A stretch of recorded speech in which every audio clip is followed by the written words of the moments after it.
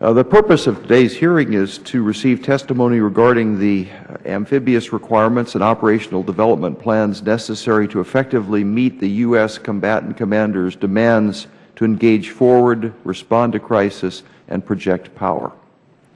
Today's witnesses include the Honorable Sean Stackley, Lieutenant General George Flynn, Vice Admiral John Blake. And gentlemen, thank you for being here. Thank you for your longstanding service to our country and the great job that I know that you all do. First, I'd appreciate at some point if Admiral Blake and General Flynn could give us an update on how the 7th Fleet is responding to the current crisis in Japan. That's kind of a little parenthesis, but I think everybody's interested. Our thoughts and prayers go out to all the victims, survivors, and family members who are trying to get through this terrible disaster. Fortunately, we have the United States Navy and Marine Corps that can provide humanitarian assistance in cases such as this, and I know the subcommittee would appreciate a short update on how they're doing. This is, of course, relevant to today's hearing. We know that the Department of Navy officials agreed that a 38-ship amphibious force would more fully meet the Marine Corps 2.0 Expeditionary Brigade Assault Echelon Lift requirement. We also know that a 33-ship amphibious force is the minimum number, and in fact, that minimum number currently isn't planned to be reached until 2017. We need to fully understand what risk is associated with maintaining an amphibious ship inventory less than 38 ships. Finally, it's no secret that I do not agree with the decision to terminate the EFV. I fear that although there is a lot of talk about support for a new vehicle to replace the EFV, history tells us that when all is said and done, the Marine Corps will probably only get an upgraded version of the current AAV. It's important for the members of this committee to understand what the current status of the EFV contract is, how the $3.3 billion that's been spent on the program won't be for naught. And again, thank you for being here, and I look forward to your testimony. I would now yield to my friend, Ms. Davis, for an opening statement. Thank you, Mr. Chairman, and I'm pleased to step in for Mr. McIntyre. I want to thank you and certainly thank Secretary Stackley and Admiral Blake, General Flynn for being here and for testifying before this committee once again. Today we will hear testimony from both the Navy and the Marine Corps on how they plan to execute amphibious operations and how we as Congress can best support that mission. The need for a forward deployed amphibious force comprised of both naval and marine assets cannot be seen more clearly than now. The tragic events that we have witnessed in the aftermath of the Japanese earthquake and subsequent tsunami only further highlight the need for a quick response force that can effectively move from the sea to shore in order to provide assistance. I look forward to hearing any updates our witnesses can provide on how our forces are doing in support of the Japanese relief.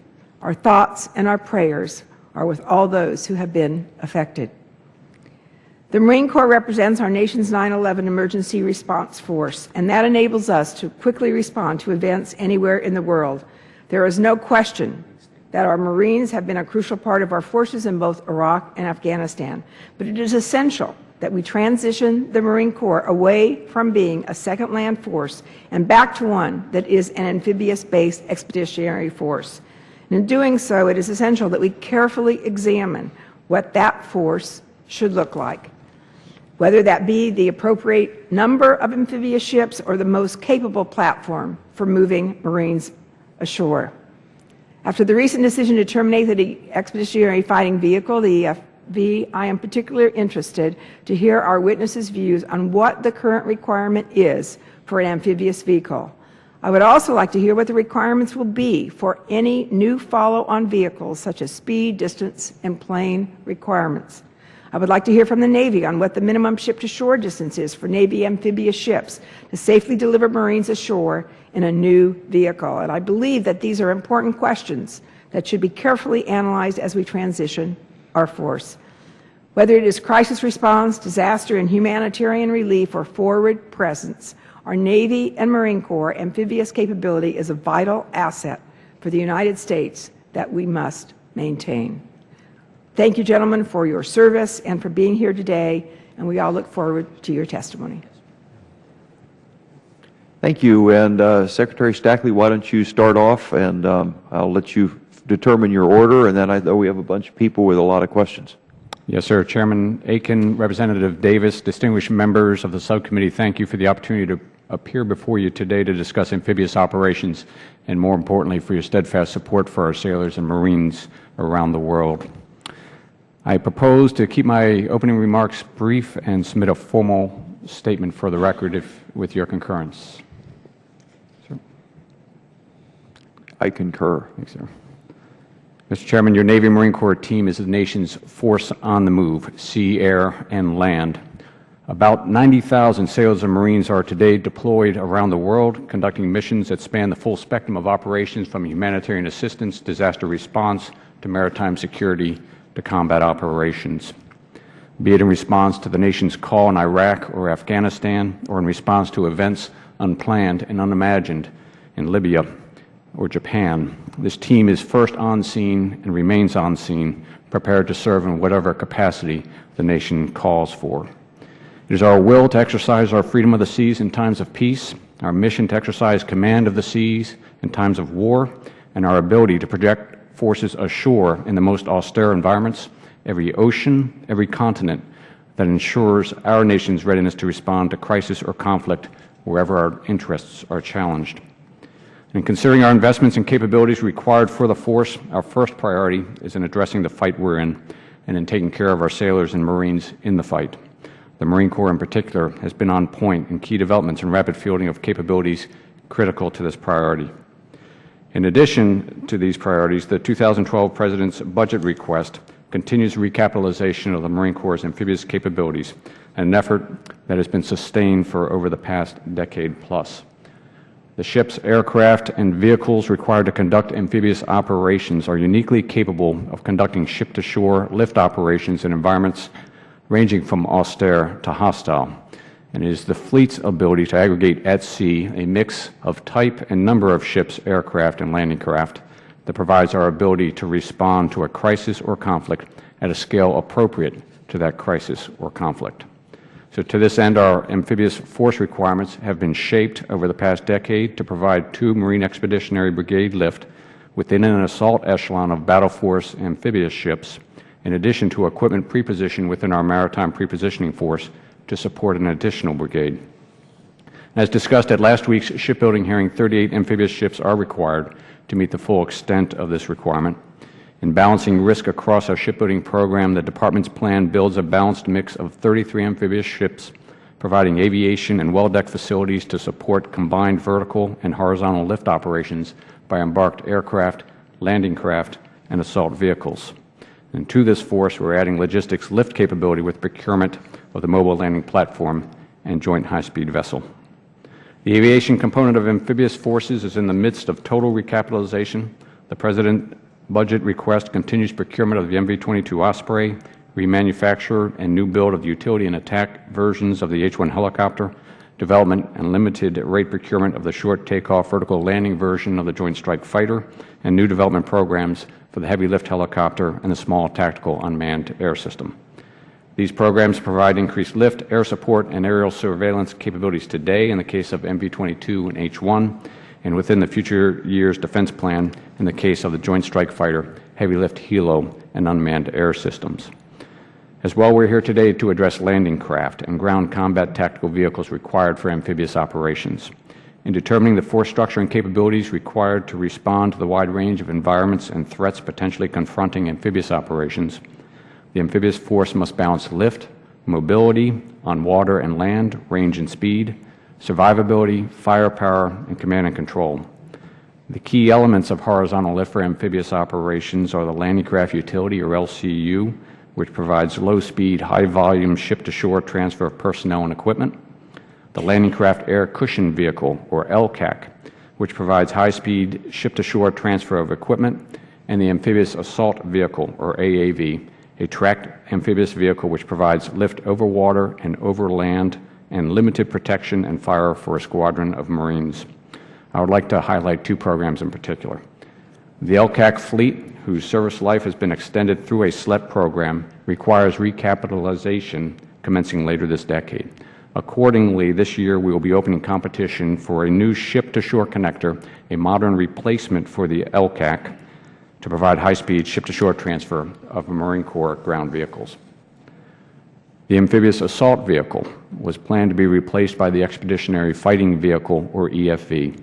As announced by the Secretary of Defense in December, the Department has concluded that the cost of recapitalizing the AAV fleet with the EFV in terms of both procurement and sustainment costs is not affordable. The reality is that the 573 vehicles planned for this program, which were projected to cost about $17 million each in production, would alone consume the projected budget for Marine Corps tactical vehicles for a decade, crippling other critical recapitalization requirements within this portfolio.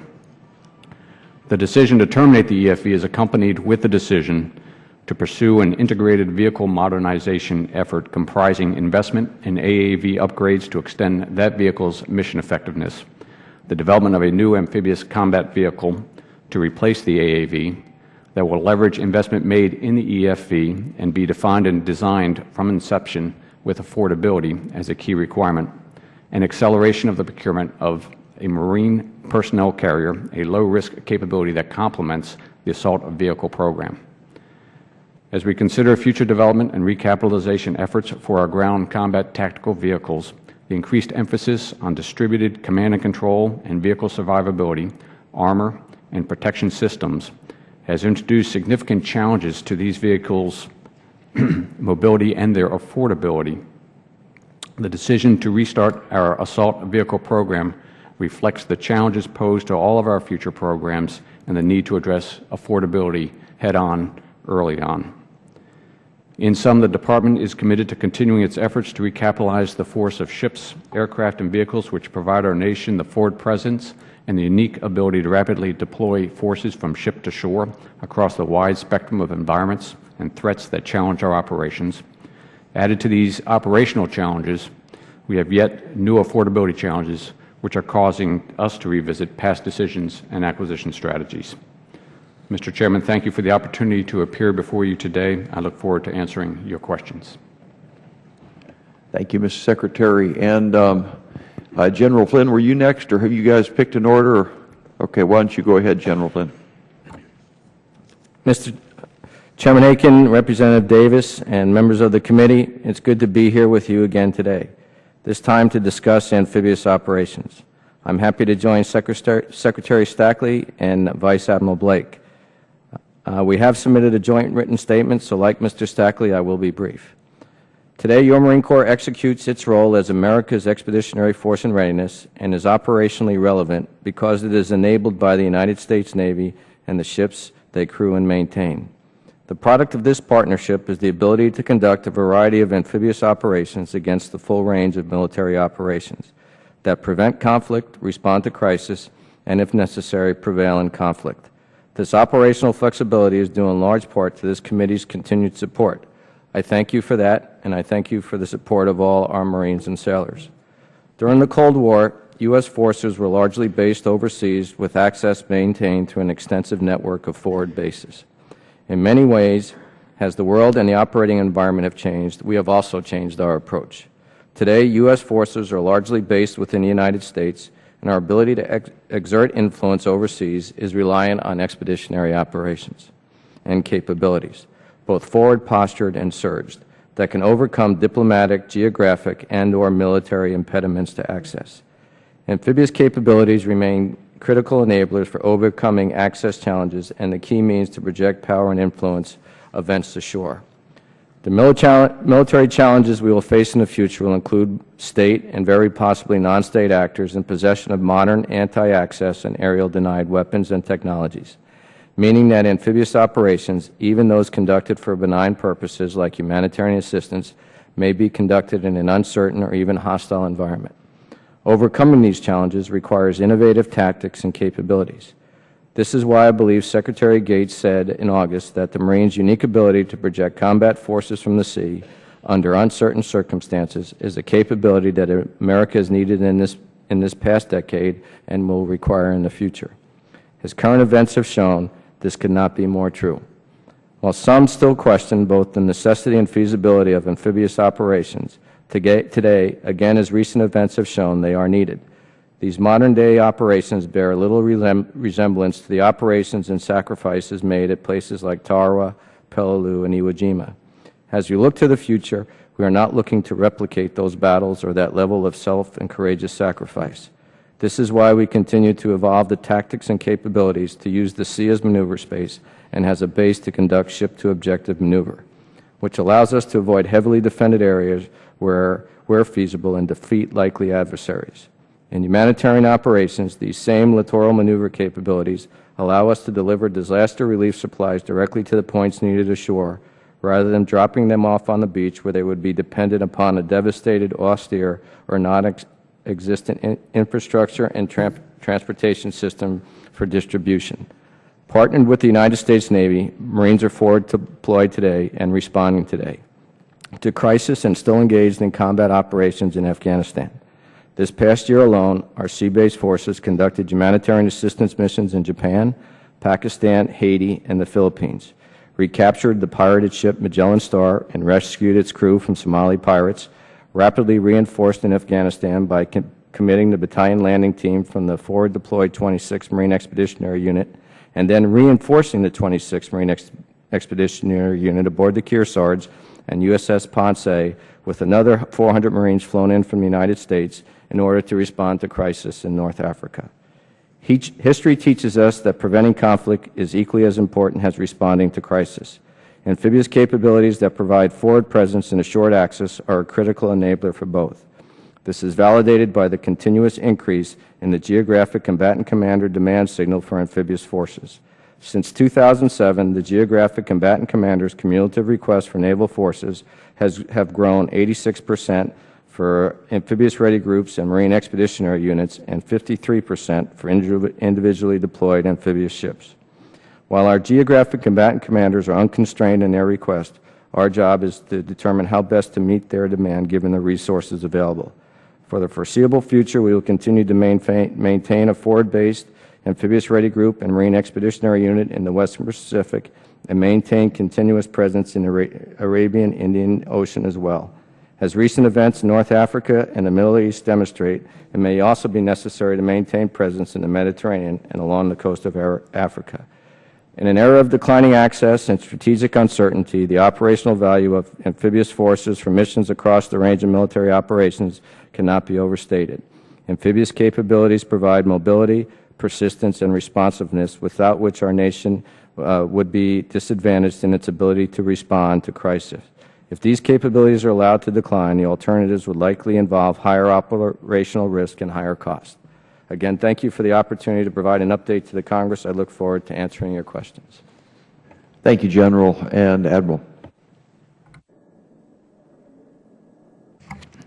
Chairman Aiken, Representative Davis, and members of the committee, it is my honor to appear before you with Mr. Stackley and General Flynn to discuss amphibious operations.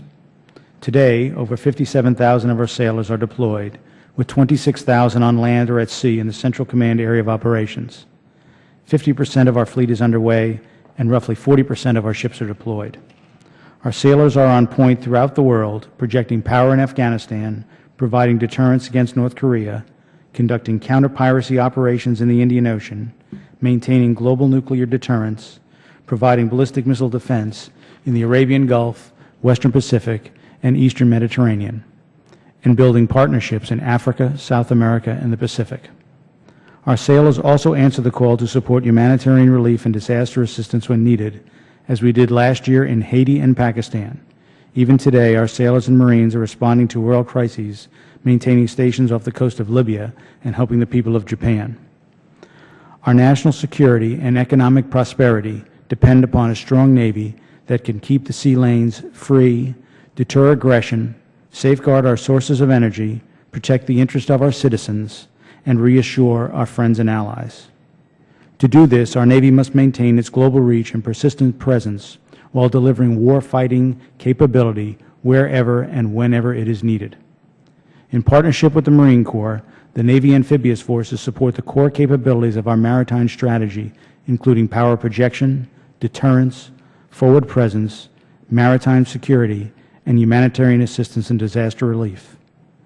With this budget, we will invest in our platforms that have proven to be consistently and effectively accomplishing these missions, while expanding our capability to meet the most likely evolving threats. Investment in the midlife upgrades of the LSD-41 class dock landing ships and installation of the self-defense systems on the LHD-1 amphibious assault ships are vital to retain the Navy's capabilities for future conflicts and to keep our ships on track to reach their full service lives. We will also advance our capabilities with the LPD-17 class of amphibious transport dock ships and the LHA-6 class of general-purpose amphibious assault ships, the Zumwalt class DDG-1000 class destroyers, the mobile landing platforms, and the littoral combat ships with their mission packages. Looking to the future, we are working to reintroduce a well deck into LHA-8 to define the requirements for replacements and to define the requirements for the replacement of the dock landing ship, the LSDX, while continuing progress towards procurement of a ship-to-shore connector replacement for our landing craft air cushion vehicles. As we build the Navy's future, I am very concerned about the long-term impact of the current continuing resolution. In addition to the delays in procuring the lead mobile landing platform and cancellation of several important ship availabilities, including the USS Peleliu, if the CR continues through the end of March, the lack of authorization for the fiscal year 2011 budget will very likely lead to significant cost growth in many of our Navy's programs. I ask for your support for our 2012 budget request for our programs and to address those programs and capabilities being impacted by the continuing resolution. Thank you for all your support to the United States Navy and the Marine Corps and our ability to answer our nation's call when needed in conflict and disaster. I look forward to your questions. Thank you, Admiral.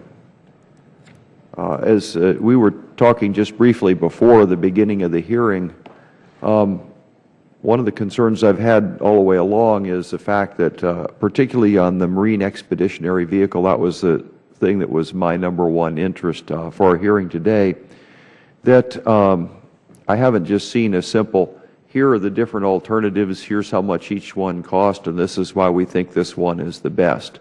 And so that line of, and it doesn't have to be something that's documented with 200 pages of notes after each one, but just rough in some numbers on that and just say, hey, what do they look like? And I don't know that each of us taking 5 minutes and asking questions produces that product. So as we discussed, just starting out, what I'd like to do is to schedule a hearing that specifically looks at EFV, and I'd like to look at whatever 4 or 5 good alternatives, or at least logical alternatives, to investigate and say, what's the cost, what are the capabilities of each package, and when you take a look at cost and performance, what's probably the thing that we're going to need, which way we're going to need to go. And so that's going to require some homework to be done. I think it might have been good to have the homework done before we set anything in concrete, and I hope we haven't set anything in concrete. So that's just a request and a note to the other members of the committee here that I think this structure, the way the committee hearing is set up, isn't going to get to that question probably, and you weren't prepared to have that. Am I correct, Secretary? You don't have that data right now. No, sir, what I would propose is a briefing as opposed to a hearing. Okay. And we would go through the current state of, call it the termination of the EFV, and the process and the analysis to date leading up to the amphibious combat vehicle, which is the terminology being used for the replacement to the AAV. Did you answer my request to have, let's take a look at different ways to do this thing? I mean, it sounded to me like what you just said, you've already assumed the EFV is dead on arrival. Maybe that's your decision. My concern is, did we look at half the number? Do you have a hard number from the manufacturer how much each one would cost? And have you run the numbers to say, what are these different alternatives? What's the performance we get for each one, and the price performance? And has all of that been done? If it has, We would have really liked to know that even right now. It seemed to me that there are several assumptions built into some of what I'm hearing the Marine Corps say. The first one is that we don't need the higher rate of speed for plane. It might be nice, but we don't have to have it. The second one is that Navy is comfortable coming in to 12 instead of 24 miles.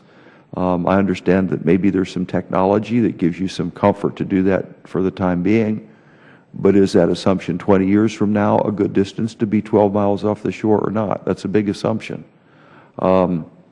The assumption, it appears to me, is that 573 is too expensive. Does that mean 286 is also too expensive, as we talked about? Those are the kinds of things that, and I'm okay if it's a briefing, that's okay. But what I really want is I want some great big old pieces of paper, and I want to have, this is alternative 1, alternative 2, alternative 3. Here's what you get for each one. Here's how much it costs, and this is why we think this one's the best alternative. And that's what I've not seen.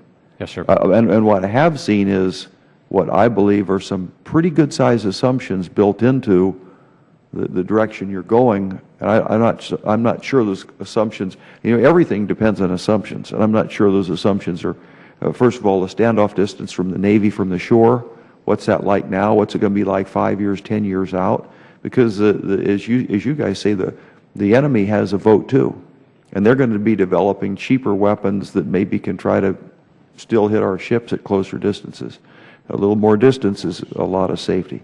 And the smaller number. And then the other question is I think the idea was eventually we're going to develop a new replacement for the EFV, which is maybe go a little slower. We've got maybe a V-shaped hull. And we're going to have to develop that and then build it and fund it. How long is that going to take? And how much does that development cost? Is it going to be another $3.3 billion or not? And those are the kinds of things I think probably some of my colleagues are interested in, and we need to get in it. And if that's a brief, that's okay. But Secretary, I think we want an analysis of a whole series of whatever more or less logical alternatives so we can see which one is the right path for us to go. Is that what you meant to? Yes, sir. I'd like to schedule the briefing at your convenience, and we'll go through those details. There's several things that are mixed here. One is the requirements. Another is when we talk about alternatives, I think when you described alternatives, you're including a mix of EFVs plus some other vehicle. Could be. I don't know. And then separately, there's alternatives where the alternatives would be different versions, like an AOA. To come in and meet the requirements that we define on the front end for this amphibious combat vehicle. And then we'll walk through the analysis that we have to date to support that. I think where I've been coming from in this all the way along, but just to restate, I'm unwilling and unnegotiable. To me, it's non-negotiable that we have to get Marines from the ocean to the shore. That's not how you do it, and the most effective way to do it. That's both of our business, and we all need to be comfortable with that decision. And anything goes, as far as I'm concerned. What top speed and performance at lowest cost. What's the best deal we can get? And I think anything should be on the table. And if that means some smaller number of EFV fits in there, that's okay. If it doesn't work, if they're way too expensive when you get the order quantity smaller and the price goes through the roof, okay, it doesn't work. But I want to look at everything and keep everything on the table in order to meet that requirement. Yes, sir. Okay. I've used up a lot of time, so I'm going to just go ahead and go to, let's see, the first question would be for Mr. McIntyre. Thank you. Thank you very much, and my thanks to Ms. Davis for sharing my opening statement in my being tied up on another matter. General Flynn and Admiral Blake, thank you for your service. We heard last year that the Department was looking at different weapons and projectiles and ways to mitigate gaps in the Naval Surface Fire Support Plan. With DDG 1000 line truncated and the electromagnetic railgun still years away, are there any weapons or projectiles or other capabilities currently fielded or planned which will serve to cover these gaps? And the question is, has that requirement changed? And can you tell me if there are any plans for a 5-inch long-range land attack projectile for the current destroyers and cruisers. Yes, sir, Admiral. Yes. Yes, sir. As you are aware, the triad of fires which supports the amphibious landing is made up of three distinct pieces: the naval surface fire support, organic fires, and tactical air. And it is these three, if you will, intricate pieces which make up the entire requirement in order to be met. What we have done is with the DDG-1000, we have the 155 millimeter gun on board that will be on board that ship with a long-range land attack projectile. That round will be in excess of, the requirement is for an excess of 60 miles for that. In addition, we also have the tactical Tomahawk, which is available on both the DDGs and the CGs, as well as the 5-inch 54 and the 5-inch 62 guns on board the destroyers and the cruisers. At this time, we do not currently have in the program of record a program for a long-range 5-inch round. However, that said, we are open to all options and are looking at all options. In particular, we are looking at the railgun, which you mentioned, which with a 32 megajoule capability would be able to reach out to ranges around 100 miles. So, and in addition, so that is the one leg of the triangle, which are, or the triads of fires, which we are also working on. In addition, the Marines have the organic fires piece, which would be their artillery when they were able to get it ashore. And then the third piece, which we have also invested heavily in, is tactical air. We've invested in smart weapons for all of our attack aircraft, so that in combination with these three systems, or these three legs of the triad, we would be able to shape the battlefield as we were going in. Okay. Thank you. Thank you, Mr. Chairman. Thank you. One thing I forgot to add, what's a reasonable time frame that we could have that brief? Sir, we'd work around your convenience. I think your schedule's... I think we're gone next week. Would it be the following week? Would that be... Week after next? We'll arrange that. Is that doable? Well, we're not asking for a whole lot of super details, but just a rough analysis of each category. Yes, sir. Well, is that too fast? Would 3 weeks be better? Well, 3 weeks would be 1 week smarter. But we can, I'd rather work around your schedule, recognizing what you have pressing you all. And we have a slot on April 7th available to the committee. Is that tight? What else? What do we have later? We'll work. Okay, we'll talk. Yes, just we'll work there's some markup going on afterwards, and we've got to deal with that a little bit. Okay. Congressman Hunter. Hey, thanks, Mr. Chairman. I'm going to wait for the EFV hearing on April 7th, or whenever we decide to do it. And Mr. Kaufman's got a great question about amphibs and construction, so I'm going to yield my time to Mr. Whitman. Thank you, Mr. Chairman. I want to thank Secretary Stackley, General Flynn, Admiral Blake. Thank you so much for your service. I didn't want to talk specifically about amphibs. As you know, we're currently at 29 amphibs, and both yourself, the Commandant, and the CNO have said that the requirement's at 38. The Navy says they can live with 33. That's an acceptable risk. We don't get to 33, though, until 2016. A little bit of gap there, I think, that concerns all of us. And we see what's happening around the world. We see humanitarian missions being performed in Haiti, the flooding in Pakistan now, looking at a situation in Japan. We're continuing to be spread further and further. We see ourselves in a situation in the Mediterranean of potentially deploying a MEU there. So we see a scenario of a MEU being attached to the 5th Fleet, the 6th Fleet, and then a continuing presence there in the Pacific Command. So we're seeing a heightening of need across a variety of different areas for our amphibs. And if you look in the past years, we've placed emphasis on our more advanced ships, the Arleigh Burke-class destroyer, the Virginia-class submarine, the LCS. And I like to go back to what General Amos said, and that is, you know, the Ford F-150s of the fleet are our amphibious ships. And they're the ones that are out there each and every day and where the most immediate need many times exists. And I wanted to get your thoughts. If you look at where we are with this shortfall, and if you look at the scenario where we see the older Whidbey Island-class LSDs approaching 26 years of service, we see we're approaching some challenges there. Can you give me a timeline about when you see LSD-X coming online? And can you give us a little clarification on the situation with the USS Peleliu, LHA-5, its pending decommissioning, and also where we are with the delivery of the USS America, LHA-6? So either Secretary Stackley or General Flynn, whichever of you there, or Admiral Blake, whichever of you would like to answer those questions. I think having that clarity on the overall vision about our amphibious fleet, and then some specifics about some of our aging portions of the fleet.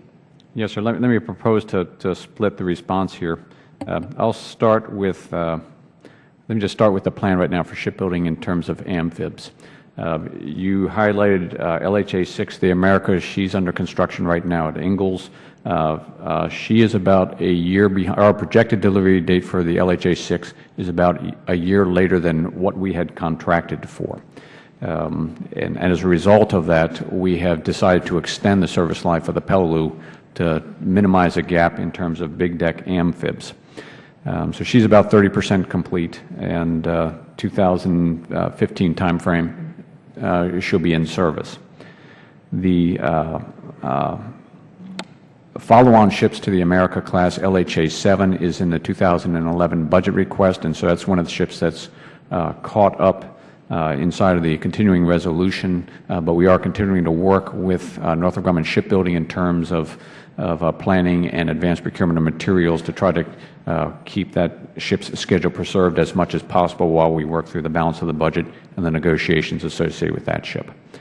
Its next follow-on is the LHA-8, and that's when we return to a well deck in our big decks. So today, while we build the LHA-6, negotiate and work around the budgets associated with the LHA-7, we are going through a mini analysis of alternatives for the best method for restoring a well deck to our big decks to support that 2016 ship, and then as well you see the advanced procurement preceding that in the 12 fit-up.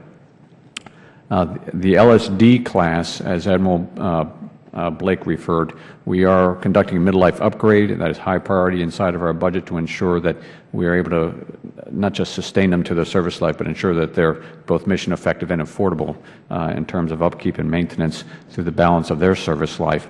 And the LSDX, which is the planned replacement for the LSD-41 class, today sits in 2017. So we're in fact looking at the total force lift requirements in terms of lift capabilities by platform. And as we complete the LHA-8, where we restore the well deck, and we look at the capabilities assessment that the Marine Corps is completing for future force requirements, that then, when we look at the balance of the force, that then defines what lift capability the LSDX has to have. So the sequence of events is complete the LHA-8 in terms of its upfront analysis of mini analysis of alternatives, get the balance of the lift capability required by the LSDX, conduct that analysis of alternatives, and then get into the call it the TD phase for LSDX. But we're firm in the 2017 requirement for start of procurement for LSDX. We've got now Ms. Davis with a question, I believe. Thank you, Mr. Chairman, and thank you all of you for your service to the country.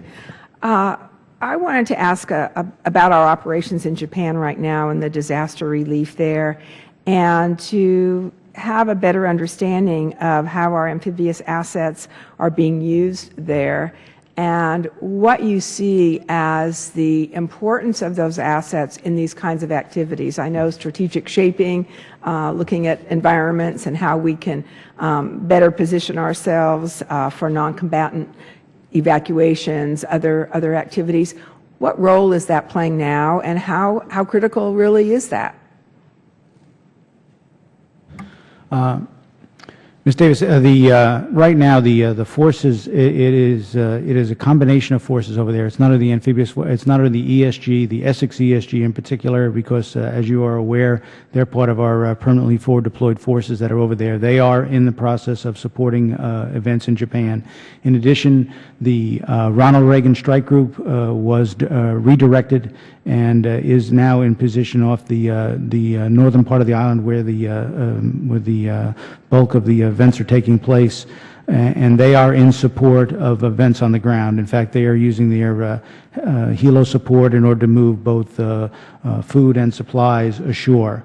Additionally, you have ships from the George Washington Battle Group, which is home ported in Yokosuka, supporting events, and they are being tasked as needed to go out, as well as the flagship for the 7th Fleet, the USS Blue Ridge.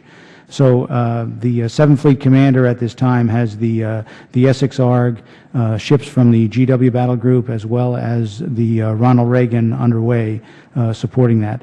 And what our primary is to get helo decks over there in order to be able to move stuff from the ship to shore in order to support the people on the ground, which is one of our primary functions in any humanitarian assistance disaster relief event. Mm-hmm.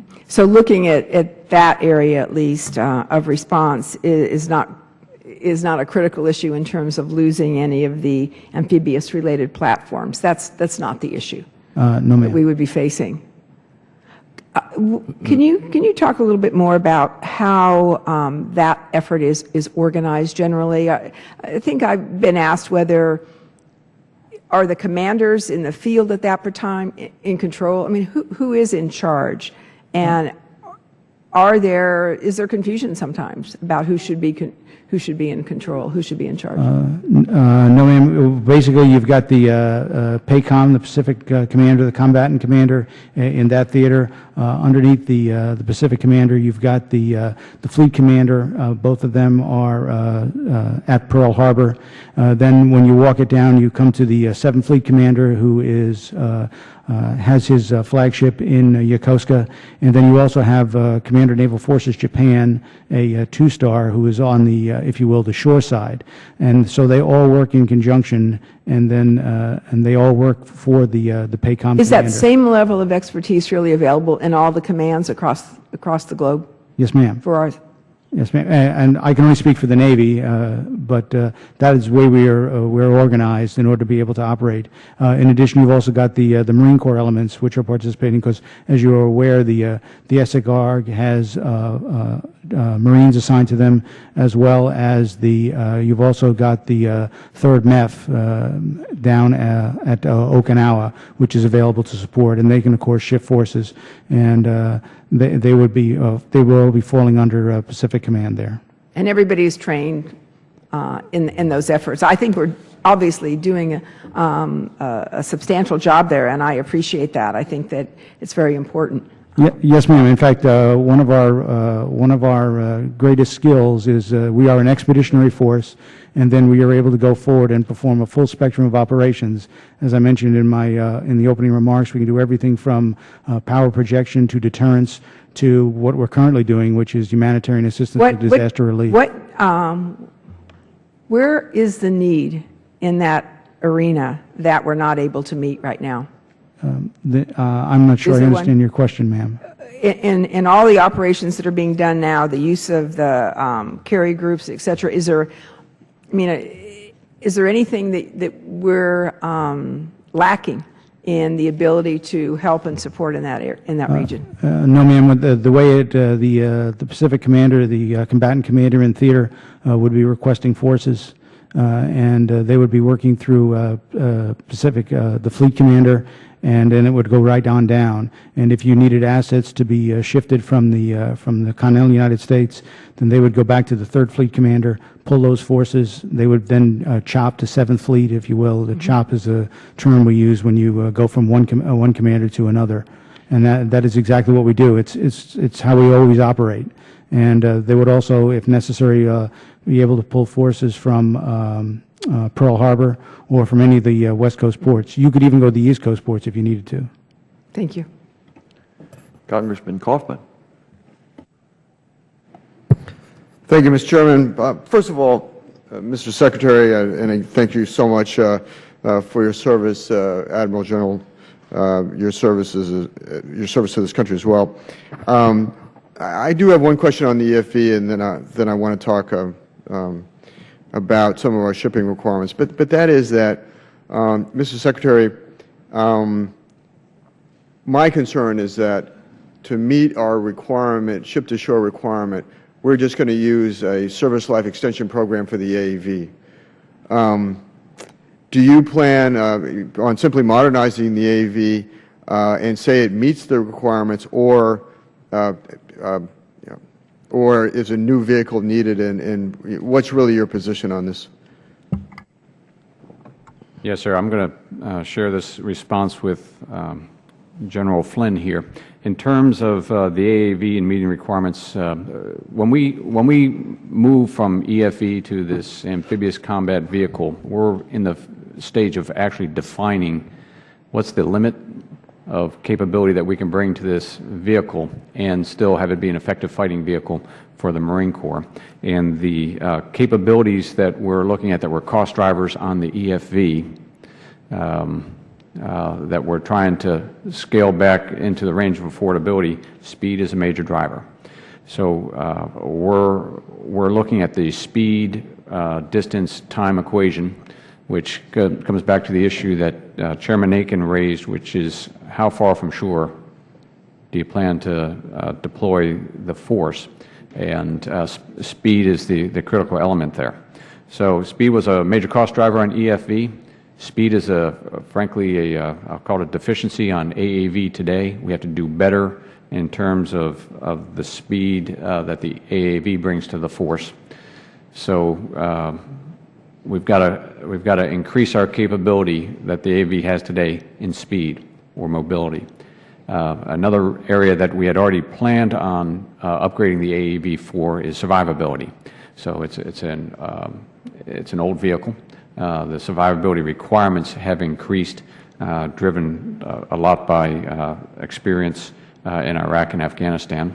And so we had planned on increasing the survivability of the AAV. We're going to continue with that, and any future vehicle that replaces the AAV will likewise have an emphasis on increased survivability. General Flynn. Sir, I think one of the key things when we take a look at affordability, it's not just the affordability of the EFV, it's the affordability of what we have to do across all our ground vehicles. The reality is largely driven by protection requirements and also the need to increase our network ability. The cost of ground procurement has not only increased, it has increased exponentially. So first of all, when we looked at affordability of the program, we looked at affordability in the context of the overall requirements for the Marine Corps. Key part of that is we were always thinking, even in October when we released the request from industry to take a look at a survivability upgrade for the AAV, we had to upgrade that anyway because the IOC for the EFV was not going to occur until 2016, and it would take us 10 years to get to, because we tried to spread out the program so much to make it affordable, it would have taken us 10 years to get the full operating capability. So we were looking at a survivability upgrade anyway. I think the key thing as we move forward, now that we have the requests for industry out there, is to take a look what industry is going to come back with. We're going to have an industry day towards the end of March, and by the end of April we'll have a better idea of what is going to be capable. And one of the key things we're going to have to trade off between what we do to the AAV is what opportunity cost do you invest in the AAV at the expense of creating the new vehicle and the minimum capabilities that we need to be able to execute the amphibious mission. Thank you. Admiral Blank, due to the continuing resolution, the amphibious ship USS Peleliu's maintenance availability was recently canceled. Furthermore, the Navy plans to extend the Peleliu's decommissioning date by 1 year in 2014. What impact will this missed maintenance availability have on keeping her operationally available to meet amphibious lift requirements? What options are being planned to mitigate missed yard times across the fleet?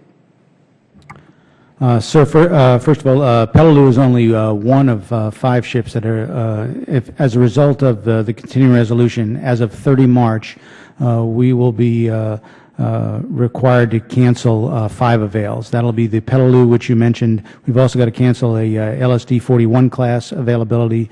We're also going to have to look at canceling 2 DDG-51 class availabilities and 1 FFG-7 class availability. So that's just the extent. So it's not just the Peleliu, it's 5 ships total, and that's as of the 30th of March. As the continuing resolution continues to move on, we will, of course, have to look at additional availabilities in order to cancel, which will be required to cancel. As to that is one of the challenges we are having right now, because as was mentioned earlier by Representative Whitman, the Peleliu, we have decided that because of the delay in the delivery of America, we are going to now delay the decommissioning of Peleliu from 13 to 14. So what the fleet commander will be required to do now is to look at his options in order to determine how to be able to support the global requirements and at the same time get the Peleliu into an avail. If, in fact, there's a double-edged sword to that when you extend a ship like the Peleliu, because there are the unexpected manpower costs, there are unexpected operational costs, and then as you extend that, we're probably going to have to look at doing an additional maintenance period for that ship in order to get it to go to that. So those are all the factors, if you will, that the fleet commander will have to look at as he's meeting the global commitments based on what the combatant commanders come in with.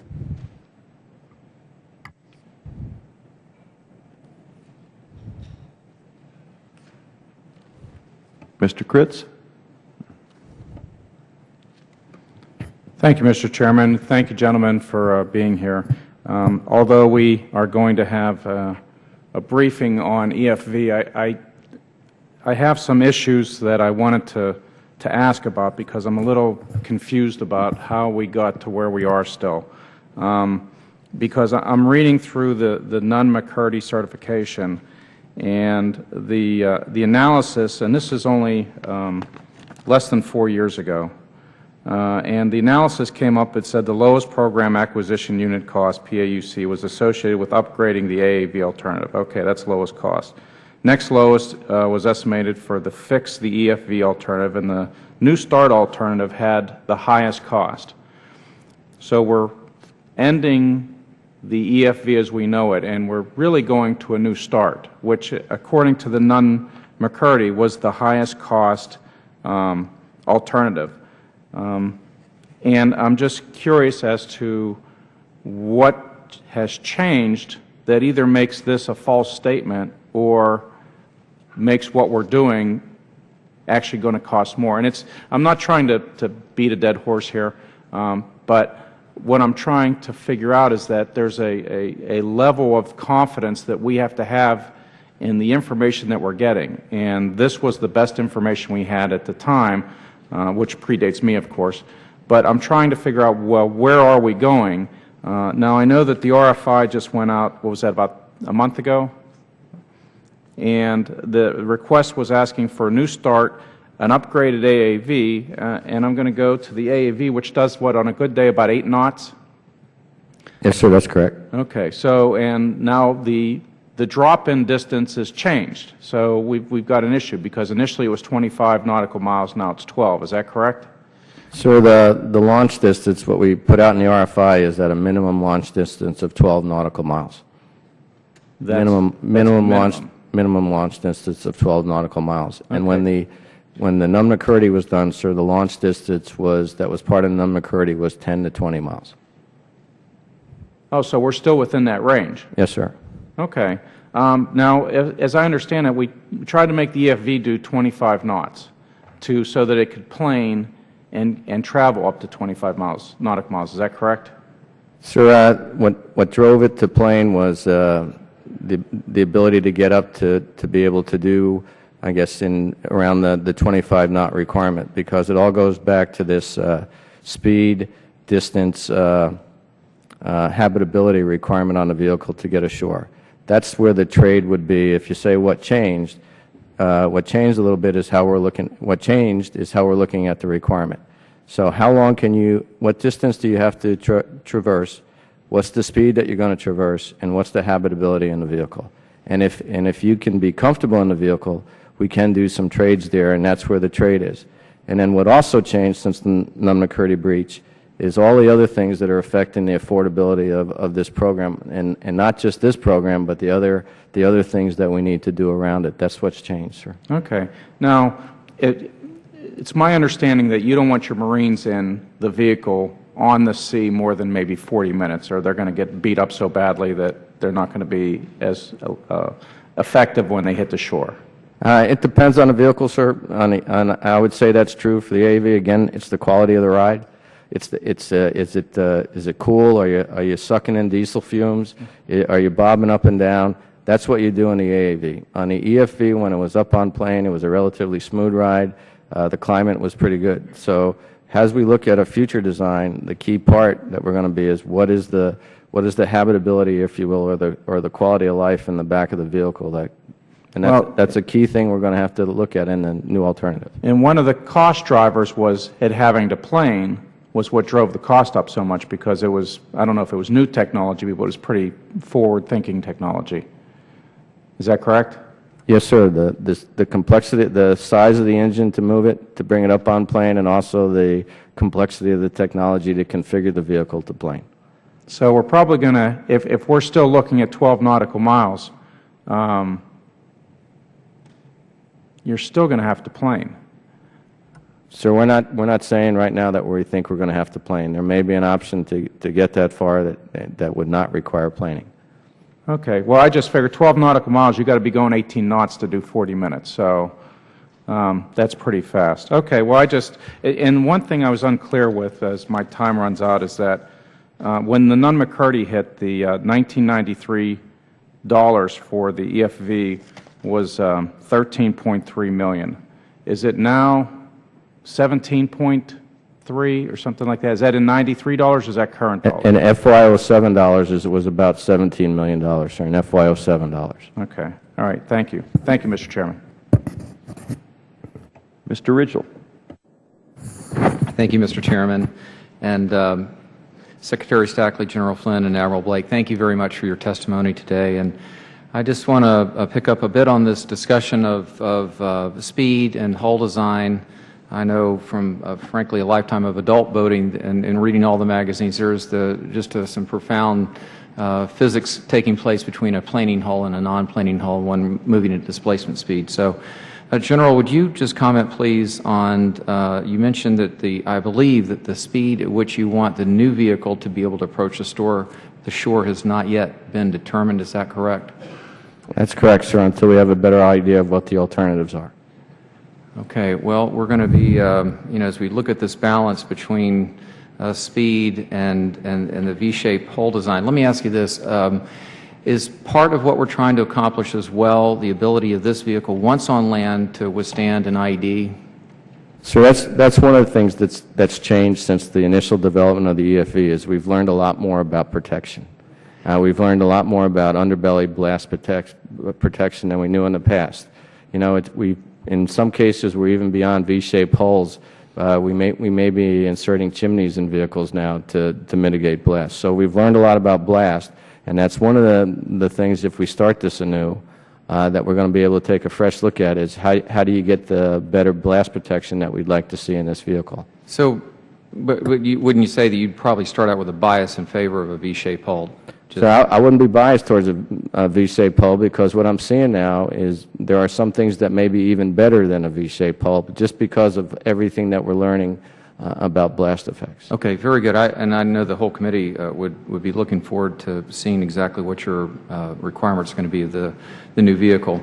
Looking over the cost that was spent on the EFV, $3.7 billion, and I know for all of us, that's just painful. Given our fiscal crisis. And if, with the Chairman's indulgence, I'd like to ask for a moment, if we could talk just a moment about the Marine personnel carrier. I know it's not amphibious, of course, but could you describe, General, what the unique mission requirements of the Marine Corps might be that would cause us to need to develop a new vehicle? At least that's the information. My understanding is that we're also going to pursue development of a Marine personnel carrier.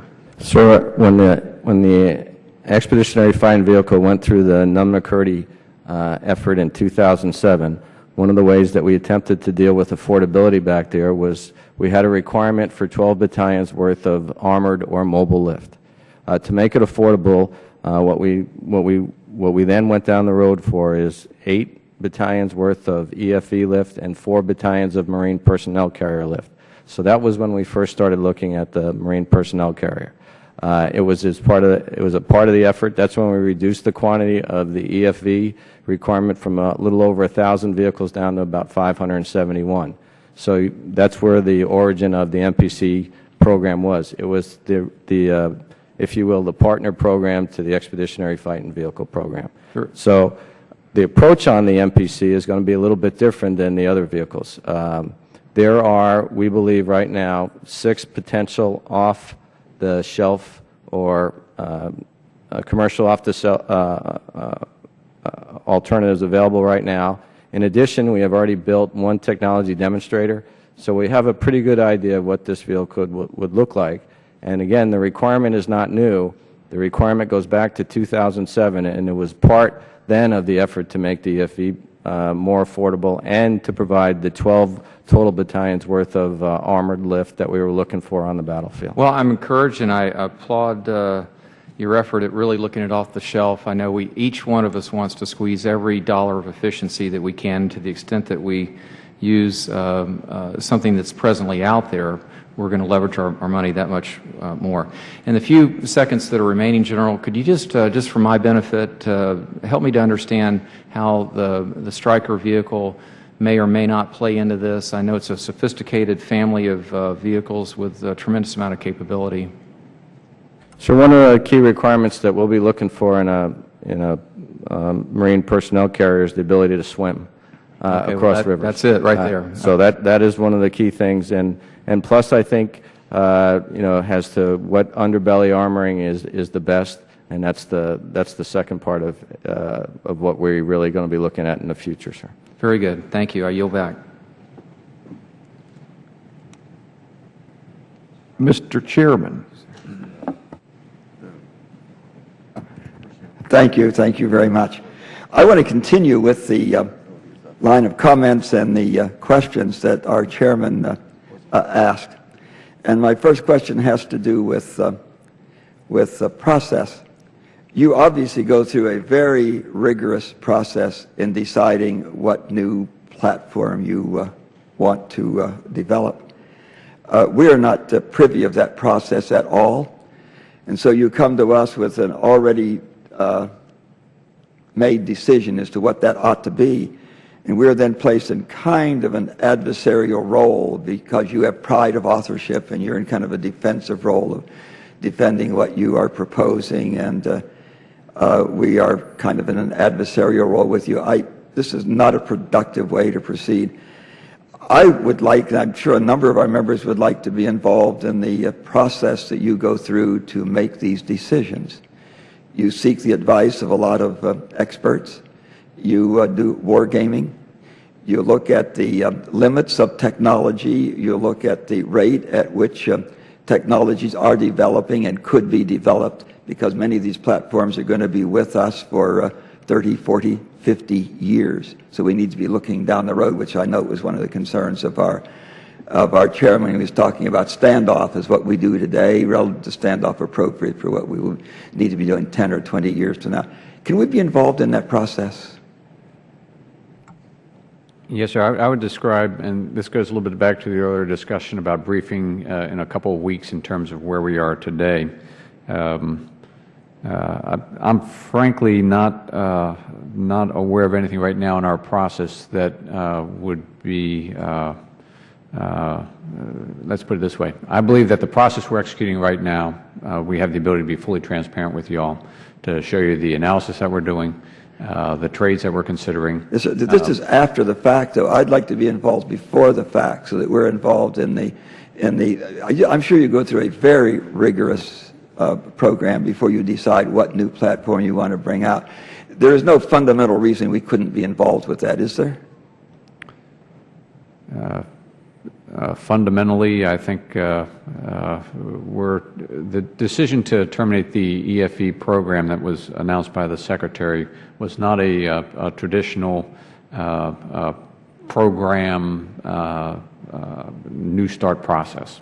This was a case of, in the course of, frankly, the budget process and taking a look at the challenges in POM 12 associated with continuation of that program. In that budget process, that's where the affordability issue came to bear. But there was some internal discussion. I think our chairman would have been very much more comfortable if he had had the opportunity of potentially being involved in that.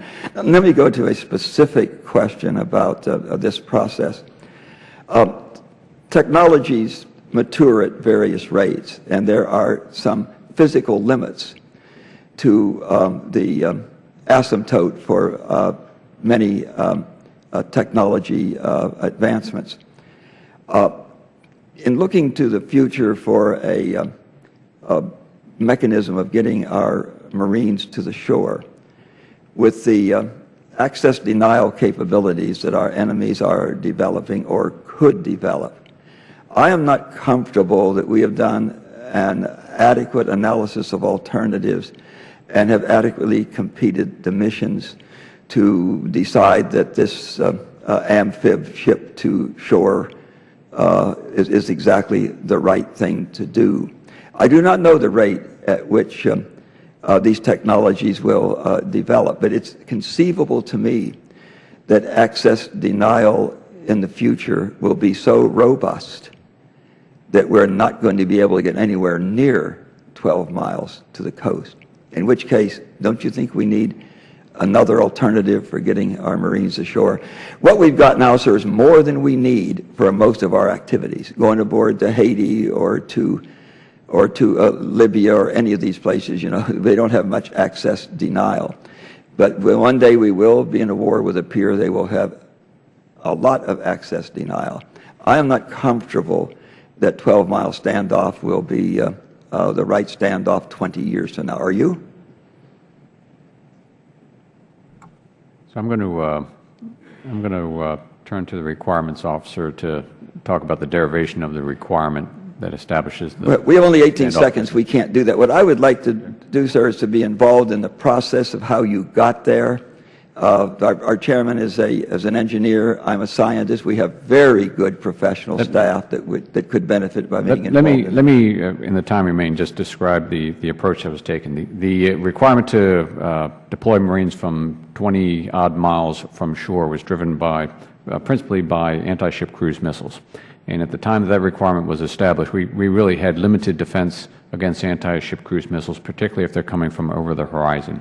So when we look at, when we go after that threat through Navy Integrated Fire Control counter-air capability, in the past couple of years, in fact, particularly this past year, we've been able to successfully demonstrate that capability coming forward on a maturity of technology timeline that enables the Navy to determine that they, in fact, can go closer to shore in the face of that threat. Now, that doesn't cover all threats, and the bottom line is that becomes a limiting factor in terms of whether it's anti-ship cruise missile, your defense against that or other threats. You're going to consider that threat in determining how you deploy your forces. Thank you very much. Look forward to working with you in the future. Thank you, Mr. Chairman. Mr. Young, did you have a question or inquiry at this point? Or? Thank you so much for being with us, gentlemen. I think I'll pivot off of my esteemed colleague from Maryland's line of questioning there and just follow up a bit on the EFV. It's my understanding that this ship-to-shore capability, power projection, that has really defined the Marine Corps, at least in the 20th century. We're seeking to continue it here, and I would just like to step away and ask kind of a larger question as a Marine myself here. it's been some time since we've had a contested amphibious landing, and this question may have already been asked, but with the prospect of access denial weapons out there being developed by so many countries, would it make more sense, perhaps, to invest our resources in capabilities from the air, redefining the Marine Corps' amphibious capabilities, perhaps? Or instead, is the justification behind the EFV and other similarly equipped vehicles that we need to have redundancy if for some reason we were to encounter an enemy that could defeat us from ground to air as we insert our Marines into a given area? Is that the reason why we need our amphibious vehicles? I'm not sure I've seen this teased out in any robust way, at least in the literature I've read in recent months. So perhaps one of you gentlemen or more could address that. Thank you. Well, one of the, I think at the heart of your question is when and where do you need the capability? And I think the question of that is you're going to need it across the full range of military operations. At the high end, if you say that we're going to do a 2-brigade forcible entry operation, we're going to have, in conjunction with marshaling the forces to do that, probably anywhere from 45 to 60 days of shaping operations to do it. So that is one end of the spectrum that will influence, the threat that you would have to launch in there is how much time you would have to shape your environment. Then the other part is, and some would say at the high end, is the least likely chance that you would have. But as you said there has to be redundancy. And when was the last forcible entry operation? Well, the one that I come to mind when we talk about an air-only option is the amphibious withdrawal from Somalia. I would not have wanted to been the last person getting on the last helicopter in a collapsing perimeter. I like the fact that I had that ability to be able to withdraw back to the sea base and fight as you withdraw. So that's one part. So at the lower end of the range of military operations, you may not have the shaping time. You may have to respond today, just like forces responded the same day the crisis was in Japan. We responded that day. So what capability do you need? And I think you do have to have the balance. And then the key question is, under that threat environment, how close are we going to be able to get? And we do believe that we're not going to get any closer than 12 nautical miles, but we're not going to plan ourselves at 12 nautical miles. That could be the launch point for the vehicle to go, and then the launching platform then pulls away from that 12 nautical mile. It's very similar now to how we do high-speed launches, even closer right now. So I do think you need the balance capability of having both an air and a surface option, because on the surface is the only way you can rapidly build combat power up and get off the beach quickly. So that's how when I look at the requirement test as I see it. But I don't just focus on the high end. I also look at all the variables that would take us down to a lower threat level or a more likely area of employment. By way of follow-up in our remaining 50 seconds here, your point that only on the ground is where you could build up fairly robust combat power, is that to say that maybe you could tease that out, explain exactly what you mean by that, why that cannot be done by inserting your Marines from air? And then I think it's just be able to get the volume of combat power that you need to be decisive. In the future environment, we're going to spread out over the battlefield, but still the reality of pushing things across, the volume really comes from surface. And initially you have to establish the beachhead, and then you have to push off the beach, and then that's where the robust supplies come in. You mean the volume of personnel, the volume of Marines, or are you referring to our ability to place equipment? I think all of the above, sir. I think it's not only to get the combat forces in, but to get the sustainment in as well. All right. Thanks, General. We have a vote before too long here. I thank you all for coming in. I think just from the questions, it says that in a couple of weeks we'll be able to have probably an interesting briefing, and we'll look forward to that. And thank you so much for your time.